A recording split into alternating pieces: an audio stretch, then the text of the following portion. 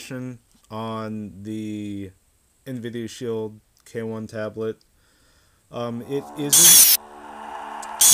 is not being streamed from GeForce Now. It is running on the hardware of the Nvidia Shield K1. Now, the K1 processor, I do believe, is a tad more powerful than the Xbox 360. So, it does have a leg up in that department. It has 2 gigabytes of RAM, which also is more than what the Xbox 360 had. And this game actually runs flawlessly. I honestly would recommend this tablet for those of you who are traveling. GeForce Now allows you to play games via GeForce Now. Don't know shit, but it allows you to actually stream directly from the servers. The servers allow you to purchase games and play them whenever you want, as long as you have a reliable internet connection. But also, this service allows you to play titles that came out in the past, some of them being like Batman Arkham Knight, Batman Arkham Origins, stuff like that. I don't know if Arkham Knight's on there, but I do know the Arkham games are on there, the majority of them are. And I think you can find even some relatively recent titles like Dead Island Definitive Edition, Dead Island Riptide Definitive Edition. No Man's Sky is on there, which I personally am not going to buy, only because I know how that ended. But I do believe that this device is good for those of you who are constantly traveling, or not sure where you're going, and you can go ahead and take this wherever you're going. For instance, if you're on a very long plane ride, you can go ahead and take this thing with you and play some relatively recent games. Granted, you do need internet for it, but there are some plane rides that actually do allow for Wi-Fi, so if you are going somewhere, you can go ahead and do that. This device, I'm very impressed with. Not just because it's a souped-up streaming device, but it can play some relatively recent games. Some of them being games I thought I'd never see on a mobile platform like this at all. And I just died. But this thing has a lot going for it, and it's kind of the reason why everyone's so excited about the Switch. The Switch has the Tegra X1 in it. This has the Tegra K1, which is actually an older generation of the Tegra chipset. This thing, to me, has me shitting my pants at the prospect of actually playing this thing. It really does. Like, I am actually enjoying the fact that I'm playing a AAA game that's actually running on this thing, and I can play it wherever I want. So if I'm on the freaking shitter, I can go ahead and play Doom for BFG Edition and play it like I would, let's say, on a console. Okay? Now this game is on Xbox 360, PS3, now on PS4 and Xbox One. It's always been on PC, so you don't even have to worry about finding it there. But for a game like this, even though it is from the 7th generation, and it does have some graphical upgrades from when it came out back in like 2004, 2005, depending on which version you played. I played the version that was on the original Xbox, which was the very, very cut down version of Doom 3. It wasn't the best version, but it was still good. I enjoyed it, and I finally got to, play and discover the PC version through BFG Edition on my PC. Like, I don't know, 10, 12 years later, but nevertheless, this device is very interesting in the sense that it has the hardware capable of even playing games like this. I do have Borderlands 2, but it's currently not installed, so I have to actually go ahead and reinstall it. The reason why I had to delete it is because there were some other games I wanted to test out, and I didn't have enough room for it, so I had to go ahead and make some sacrifices in that department. But, like I said, this device is really awesome, okay? If you are looking for a streaming device and you're not somebody who actually has the time to actually stay home or be home to play your console, I would recommend this one. I would. Okay? There are other options, like the Switch, for instance. The Switch is using the same technology that is actually being used in the Tegra K1 and the... What the hell was that?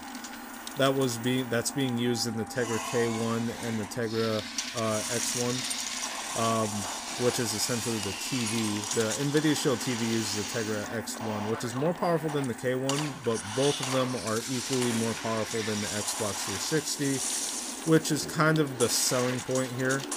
It's essentially console quality graphics on a tablet, which actually has never been seen ever.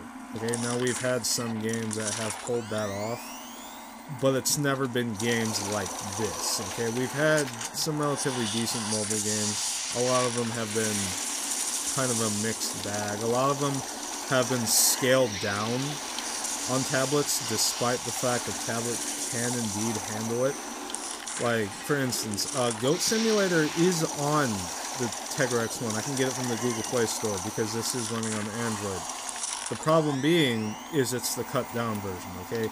I have no doubt in my mind Goat Simulator, the full-blown version, the PC version, would actually run on this thing.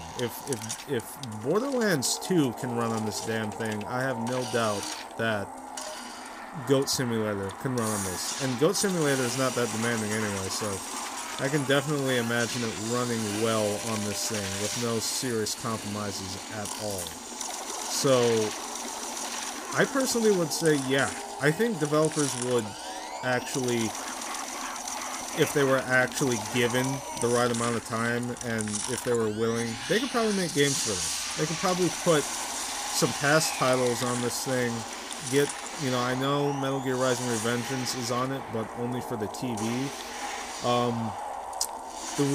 The interesting thing about that, though, is a lot of these games aren't really getting great performance, and I need to mention that.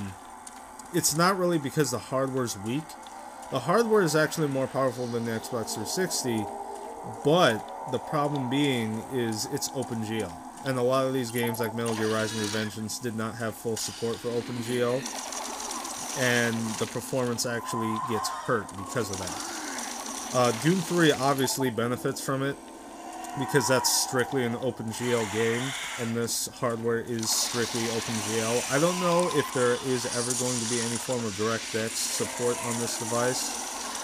I would imagine it would, but so far it seems as though that DirectX 11 would probably be the only possible DirectX version that would fit on this thing. If not, maybe they can fit DirectX 12. I do know that the Kepler architecture that is being used in the K1 and the X1, which is, I believe, using Maxwell, both support DirectX 12, so I don't see any reason to not have it on here. The K1 is, like I said, Kepler, and the X1 is Maxwell, both of which are DirectX 12 capable. It's just, I believe, Kepler can't make full 100% use of it, but it will have some obvious performance improvements in games that otherwise have actually struggled. Borderlands 2 runs relatively well. It actually doesn't struggle all that much. It does have graphical options, so it is kind of the PC port that's being put on here. But the interesting thing is, though, it runs well. Now you have to put it on lower settings, but otherwise it actually doesn't struggle that much at all. Let's see here.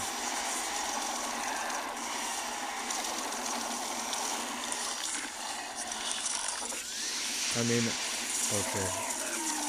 I'm still kind of amazed here, because this is essentially what the Switch will be able to do. Now, I feel as though that developers will be able to actually, will be able to make better use of this hardware as they learn more about it, because I think a lot of the developers and a lot of the games that are on the Switch right now might look ugly at the start, and I feel as though I feel the reason for that is the developers just don't or can't get around right now the OpenGL lockbox that is kind of holding the performance hostage.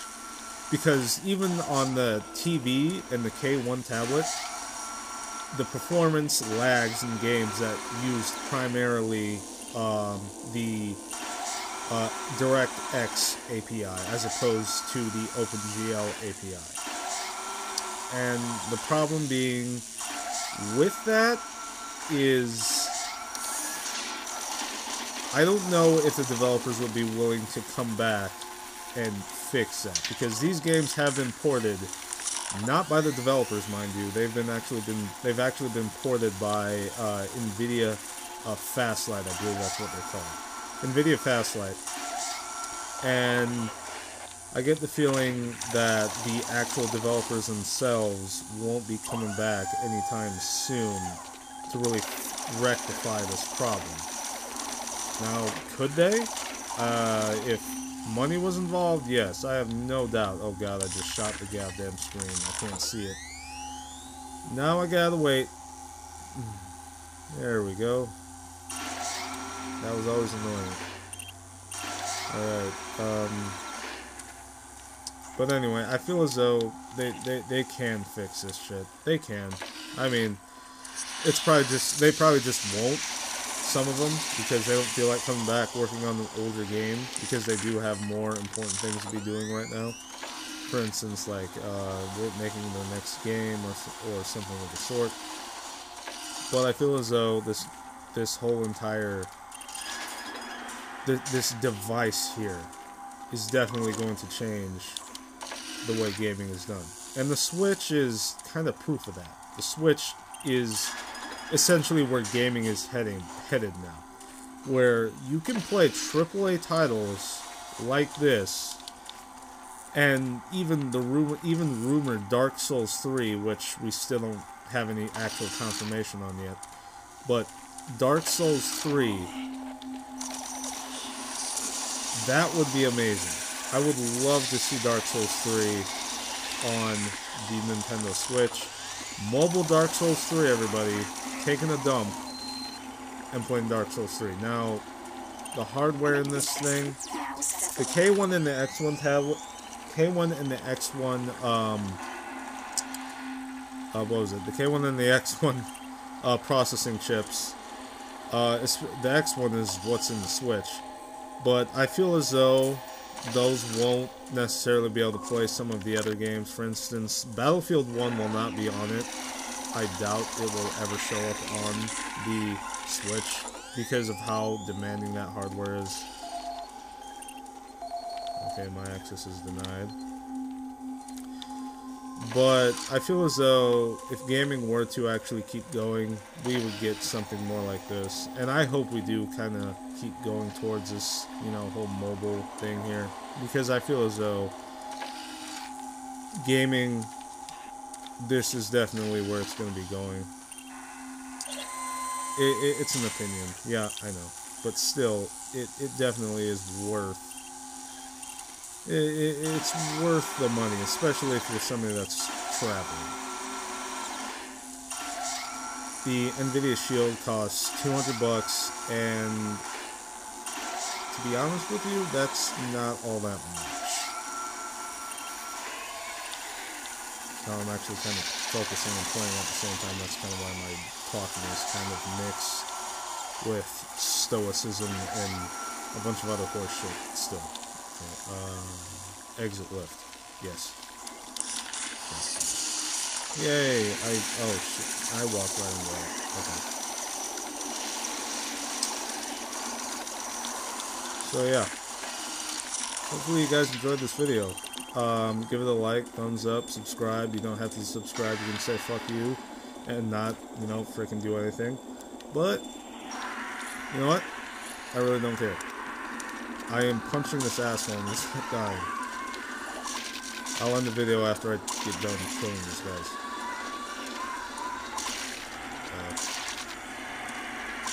Okay, definitely the punching in this game is really lackluster.